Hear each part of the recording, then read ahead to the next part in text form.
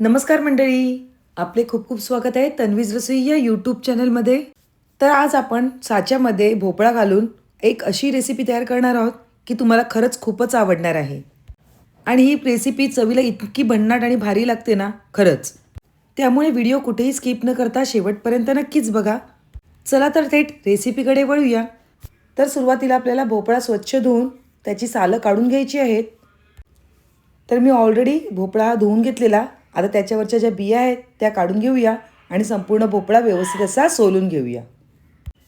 तसेच तुम्ही जर आपल्या चॅनलवर नवीन असाल तर आपल्या या चॅनलला म्हणजेच तन्वीज रसोई या यूट्यूब चॅनलला लाईक, शेअर आणि सबस्क्राईब करायला अजिबात नका विसरू.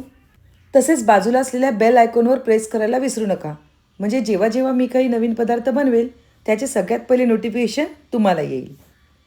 तर या ठिकाणी आपल्या संपूर्ण भोपळ्याचे मधल्या बिया आणि सालं सोलून झालेली आहेत.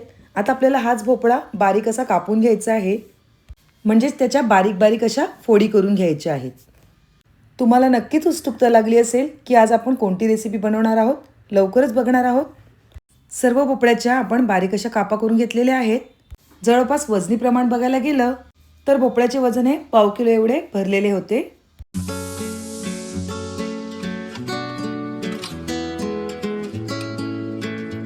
तर या ठिकाणी सर्व भोपळा आपला कापून झालेला आहे. आता हाच भोपळा आपल्याला मिक्सरला लावून घ्यायचा आहे आणि त्याची बारीक अशी प्युरी करून घ्यायची आहे. तर कापून घेतलेल्या सर्व भोपळ्याच्या फोड्या या आपण मिक्सरमध्ये घालून घेऊया. आणि बारीक होण्यासाठी मी पहिले मिक्सर फक्त असाच फिरवून घेणार आहे आणि नंतर त्यामध्ये पाणी ॲड करून घेणार आहे. म्हणजे आपली प्युरी बारीक व्हायला मदत होईल. त्यामुळे मी अगोदर फक्त भोपळा टाकल्यावर फिरवून घेतलेला. त्यामुळे भोपळ्याचे मिश्रण हे बारीक झालेले आहे आणि त्यामध्ये अर्धा ग्लास एवढं पाणी घालून घेतलेलं. आता मस्तपैकी आपली भोपळ्याची येथे पेस्ट म्हणजेच प्युरी तयार झालेली आहे. आता गॅसवर एक पॅन ठेवून घ्यायचं आहे आणि त्यामध्ये 2 चमचे एवढे तूप घालून घ्यायचं आहे. तर आपण 2 चमचे एवढे तूप यामध्ये घालून घेऊया आणि तयार करून घेतलेली भोपळ्याची प्युरी ती यामध्ये घालून घेऊया. प्युरी घातल्यानंतर आपल्याला ही ह्यामध्ये व्यवस्थित अशी परतवून घ्यायची आहे. मिक्सर धुवून होईल एवढं यामध्ये पाणी थोडं घालून घ्यायचं आहे. म्हणजे आपण एकूण पहिल्यापासून 1/2 ग्लास एवढं पाणी यामध्ये घातलेलं आहे. आता पुन्हा हे मिश्रण सगळं व्यवस्थित असं ढवळून घ्यायचं आहे. मिश्रण व्यवस्थित ढवळल्यानंतर आपण यामध्ये थोडं मीठ घालून घेणार आहोत. तर चवीपुरते थोडेसे मीठ यामध्ये आपण घालून घेऊया. जवळपास आपल्याला 5 मिनटं हे मिश्रण व्यवस्थित असं ढवळून घ्यायचं आहे. म्हणजे भोपळ्याचा जो कच्चेपणा आहे तो यामधला निघून जाईल.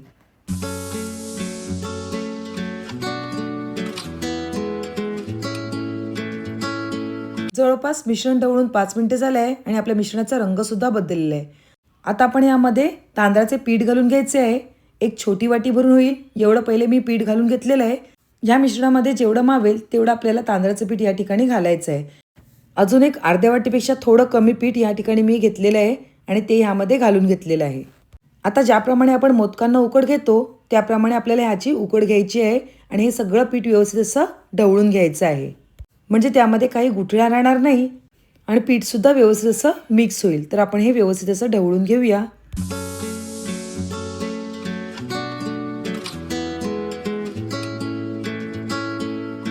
पीठ व्यवस्थित ढवळल्यानंतर आपल्याला त्यावर एक 5 मिनटं झाकण ठेवून द्यायचं आहे आणि 5 मिनटं झाल्यानंतर आपल्याला हे व्यवस्थित असं मळून घ्यायचं आहे.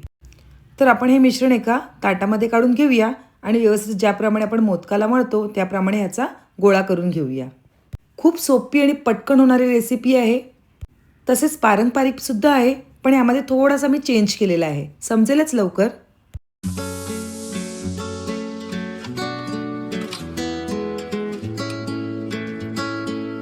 पीठ मळताना त्यातील गुठळ्या मोडण्यासाठी आपल्याला मध्ये मध्ये पाण्याचा हात घ्यायचा आहे आणि व्यवस्थित असे पीठ मळून घ्यायचं आहे. तर येथे जवळपास आपलं पीठ मळून झालेलं आहे. आता काय करायचं आहे, ह्याच पिठावर आपल्याला थोडंसं तूप घालून घ्यायचं आहे आणि पुन्हा व्यवस्थित असं मळून घ्यायचं आहे. तर या ठिकाणी आपला प्रॉपर असा पिठाचा गोळा तयार झालेला आहे. तो तुम्ही जवळून बघूच शकता. आता ह्याच पिठाच्या गोळ्याचे आपल्याला 2 असे भाग करून घ्यायचे आहेत आणि ह्या साच्यामध्ये घालून घ्यायचं आहे. पण त्या अगोदर आपल्याला साच्याला सगळीकडे व्यवस्थित असं तूप लावून घ्यायचं आहे. तर आपण साच्याला सगळीकडून व्यवस्थित असं तूप लावून घेऊया. त्यामुळे तांदळाचे पीठ कुठेही आतमध्ये चिटकणार नाही.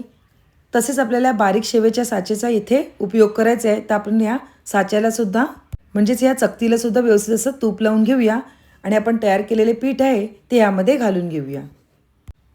तर आपलं ज्याप्रमाणे पीठ बसेल त्याप्रमाणे ह्यामध्ये घातलेलं आहे. आता आपल्याला साचा लावून घ्यायचा आहे आणि साचा लावून झाल्यानंतर आपल्याला केळीची पानं घ्यायची आहेत. केळीच्या पानावर आपण जे करून घेतलेलं पीठ आहे त्याची शेव पाडून घ्यायची आहे. आता तुम्हाला समजलंच असेल, आपण कोकणातील पारंपरिक पदार्थ ज्याप्रमाणे शिरवाळे करतो त्याचप्रमाणे मी येथे भोपळ्याचे शिरवाळे केलेले आहेत. तर या ठिकाणी आपण कोकणातील पारंपरिक पदार्थ शिरवाळे पण फक्त आपण त्या भोपळ्याच्या ग्रेव्हीमध्ये तयार केलेले आहेत. तर या ठिकाणी आपले व्यवस्थित असे शिरवाळे पाडून झालेले आहेत. आता या ठिकाणी मी एक टोप ठेवलेला, त्यामध्ये अगोदरच पाणी गरम करत ठेवले, त्यावर चाळण ठेवून घेतलेली आहे आणि आपण तयार करून घेतलेले जे शिरवाळे आहेत ते यामध्ये ठेवून घ्यायचे आहेत. तयार केलेले शिरवाळे ह्यामध्ये ठेवल्यानंतर आपल्याला ह्याला एक 10 मिनटं वाफ देऊन घ्यायची आहे. वाव, दिसायला सुद्धा खूपच सुंदर असे हे शिरवाळे दिसत आहेत. आता आपण यावर झाकण ठेवून घेऊया आणि एक 10 मिनटं मस्तपैकी वाफ देऊन घेऊया. तोपर्यंत आपण पुढची तयारी करून घेऊया. तर या ठिकाणी मी एक छोटा नारळ किसून घेतलेला. आता या नारळाचे आपल्याला दूध काढायचे आहे. त्यासाठी आपण हे संपूर्ण नारळ आहे तो या मिक्सरमध्ये घालून घेऊया. संपूर्ण खोबरं मिक्सरमध्ये घालून झाल्यानंतर आपल्याला त्यामध्ये अर्धा ग्लास एवढं पाणी घालून घ्यायचं आहे. तर आपण त्यामध्ये अर्धा ग्लास एवढं पाणी घालून घेऊया आणि मिक्सर फिरवून घेऊया. तर या ठिकाणी आपल्याला नारळाचे दूध काढायचे आहे. आता एक मोठं भांडं घ्यायचं आहे आणि त्यावर एक स्वच्छ धुतलेला कॉटनचा कपडा घालून घ्यायचा आहे आणि आपण मिक्सरमधून तयार केलेले वाटण आहे ते यामध्ये घालून घ्यायचं आहे आणि ह्याचं व्यवस्थित असं दूध काढून घ्यायचं आहे.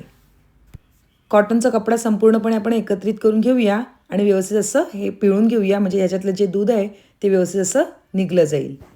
आता हे दूध काढून झाल्यानंतर उरलेला जो चोथा आहे तो पुन्हा मिक्सरमध्ये घालून घ्यायचा आहे आणि पुन्हा त्यामध्ये अर्धा ग्लास एवढं पाणी घालून घ्यायचं आहे.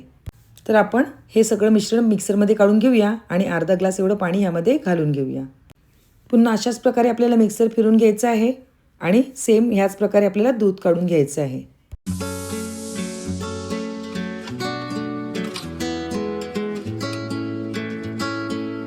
तर या ठिकाणी आपल्याला 2 तास फक्त हे दूध काढून घ्यायचं आहे. तर इथे आपलं दूध व्यवस्थित असं काढून झालेलं आहे. आता ह्याच नारळाच्या दुधामध्ये आपल्याला गूळ घालून घ्यायचं आहे. तर जवळपास 50 ते 60 ग्रॅम एवढं गूळ मी यामध्ये घालून घेतलेलं आहे. जर तुम्हाला या ठिकाणी कमी जास्त गूळ करायचे असेल तर तुम्ही करू शकता. तसेच 1 टीस्पून एवढी वेलची पावडरसुद्धा घालून घेतलेली आहे. आता सर्व मिश्रण आपण व्यवस्थित असं ढवळून घेऊया, म्हणजे त्यातील जे गूळ आहे ते सुद्धा मेल्ट होईल, म्हणजेच विरघळेल. नारळाच्या दुधामधील गूळ विरघळेपर्यंत आपण आपले शिरवाळे बघून घेऊया कुठपर्यंत आलेत ते. तर येथे 10 मिनिटानंतर आपण आपले शिरवाळे बघून घेऊया. वाव, खूप छान असे हे शिरवाळे शिजलेले आहेत.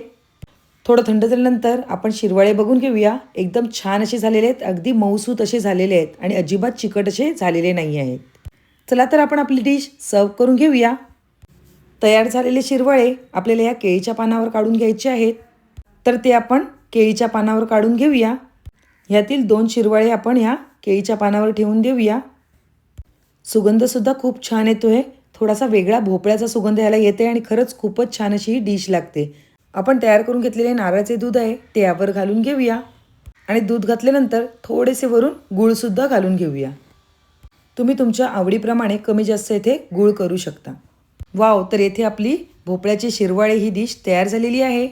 तर तुम्हाला माझी आजची ही रेसिपी कशी वाटली नक्कीच कमेंटद्वारे कळवा. रेसिपी आवडली असेल तर पटकन एक लाईक करा आणि तुमच्या फ्रेंड्स आणि रिलेटिव्हसोबत आपली ही लिंक शेअर करा.